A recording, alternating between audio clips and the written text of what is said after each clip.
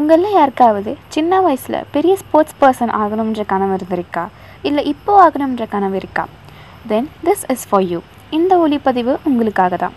இன்றைக்கி நான் the queen of boxing Mary கோமோட லைஃப் ஸ்டோரியை பகிர்ந்திருக்க வந்திருக்கேன். I'm Shruti from Bharathi academy. 1983 March 1 மணிப்பூரில் பிறக்கிற இவங்களோட குடும்பம் ஒரு ஏழை விவசாய குடும்பம் தான். சின்ன வயசுலேருந்து ஸ்போர்ட்ஸில் கிரேட் இன்ட்ரெஸ்ட் காட்டின இவங்களுக்கு ஆரம்பத்தில் ஃபுட்பால், ஹாக்கி, அத்லெட்டில் தான் கவனம் இருந்துச்சு. அப்புறம் கொஞ்சம் கொஞ்சமாக பாக்ஸிங் மேலே கவனம் வந்துச்சு.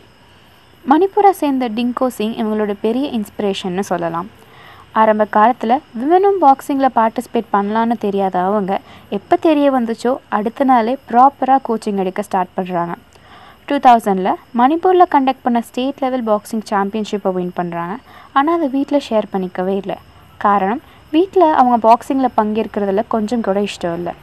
ஆனால் எப்படியோ நியூஸ் பேப்பரில் அவங்கள பற்றி அவங்க பேரண்ட்ஸ்க்கு அது தெரிய வந்த போது அவங்க சொன்ன ஒரே பதில், இனிமேல் நீ தான் ஒன்று பார்த்துக்கணும் அப்படின்னு.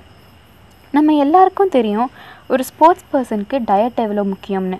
அதை கரெக்டாக ஃபாலோ பண்ணால் தான் வெயிட்டையும் கரெக்டாக மெயின்டைன் பண்ண முடியும். ஆனால் நிறைய இடத்துல மேரி கோம் அவங்களே மென்ஷன் பண்ணியிருக்காங்க அவங்களோட பிரேக்ஃபாஸ்ட்டை ரொம்ப ஸ்கிப் பண்ணுவாங்கன்னு.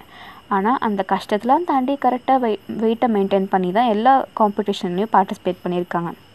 அந்த ரெஸ்ட் இஸ் ஹிஸ்ட்ரின்ற மாதிரி பாக்ஸிங்கில் அவங்க பண்ணாத சாதனையே இல்லை. பத்மபூஷன், அர்ஜுனா, பத்மஸ்ரீ, ரஞ்சீவ் காந்தி, கேல் ரத்னா அவார்ட் மாதிரி ஏகப்பட்ட அவார்ட் இந்தியன் கவர்மெண்ட்டால் வாங்கியிருக்காங்க. அது மட்டும் இல்லாமல் 2012 ராஜ்யசபா எம்பியாகவும் செலக்ட் ஆகப்படுறாங்க. மணிப்பூரில் ஒரு பாக்ஸிங் அகாடமியும் நடத்தி வராங்க. 2014 இவங்களோட லைஃப் ஸ்டோரியே இவங்க பேர்லேயே வெளியாயிடுக்கு.